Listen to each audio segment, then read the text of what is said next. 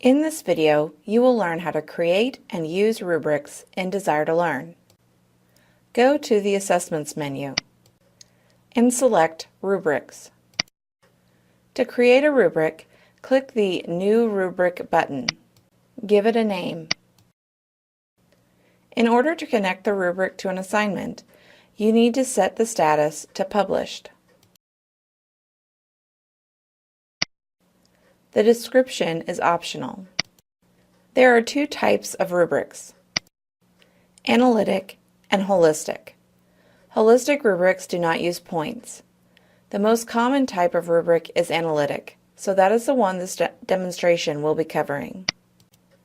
Next, set the number of levels you want to score on. The levels are the column headers on the rubric table. Typically, these are things like excellent, average, poor, etc. Then set the number of criteria. These are the items you will be scoring on the levels indicated above. There are three scoring methods on analytic rubrics. Text only is simply providing the students with text feedback and no points. Points gives all the criteria in a criteria group the same number of points per level. For example, all the criteria in one group may get 10 points at the excellent level. To give different criteria different points for the same level, you would need to place them in separate criteria groups, or you would need to select the custom points scoring method. Points is the most common method used, so that is what this demonstration will show. If you ever need to remember what the different scoring methods mean, you can click the What are Scoring Methods link.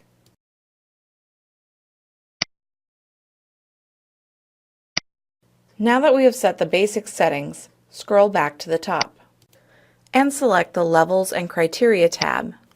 To quickly set all the level and criteria names and the level point values, click the arrow to the right of the criteria heading. Click Edit Criteria Group.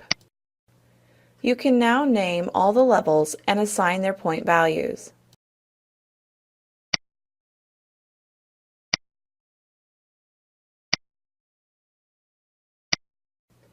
If you scroll down the page, you can also name all the criteria in the group.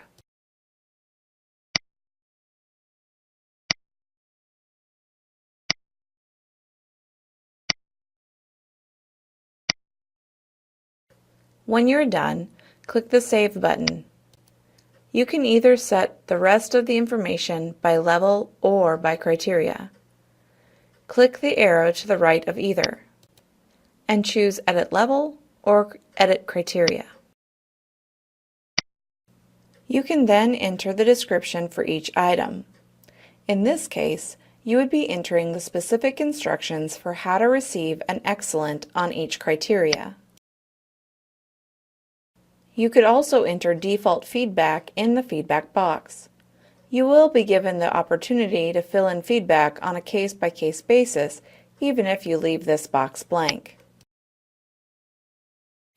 When you are done filling in the descriptions, click the Save button and repeat that process for each level or criteria until the table is filled out completely. If you need to add more criteria, levels, or an entire criteria group, click the appropriate button. You can also reorder the criteria or reverse the level order. After you have built out the table, you need to set the overall score level points. Click the arrow to the right of the overall score and choose Edit Levels. Here you'll need to name the levels again and enter the starting point value for that level. So, if the student has to receive at least a 90% to receive an overall excellent on the submission, calculate how many points would make 90% and enter that into the box. You can also enter a description and feedback for each level of the overall score if you would like. Do this for each level.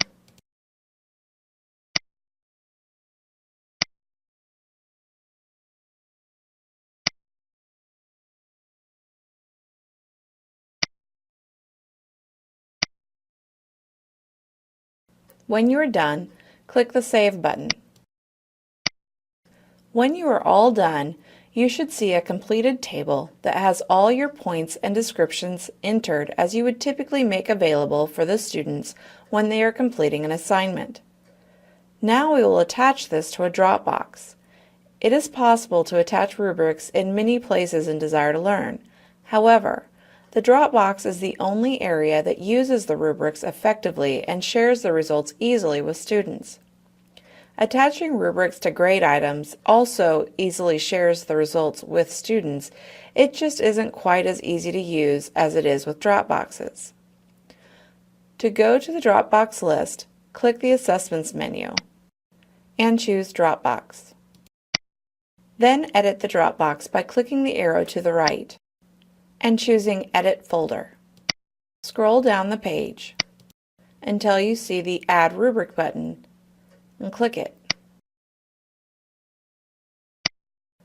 And click the Add Selected button. Click Save and Close.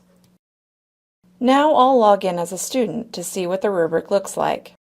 Here I am as a student looking at the Dropbox from the Content area. If I scroll down, when the students click the link, they will get to see the rubric. They can also see the rubric if they go directly to the Dropbox list and select the Dropbox there. Back in as the instructor now. The student has submitted a paper, so we can see how to grade using the rubric. Click the Dropbox title. Click on the submission. On the side of the screen, you'll see a link to the rubric. If you click on it, with the rubric, you can click on the appropriate level for each criteria to assign those points to the submission.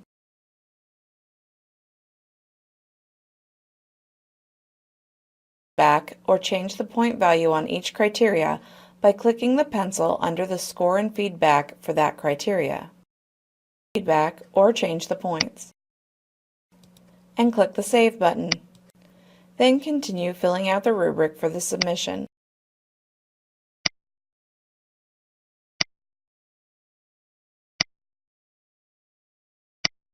The system will add up the scores from the criteria and select the appropriate overall score.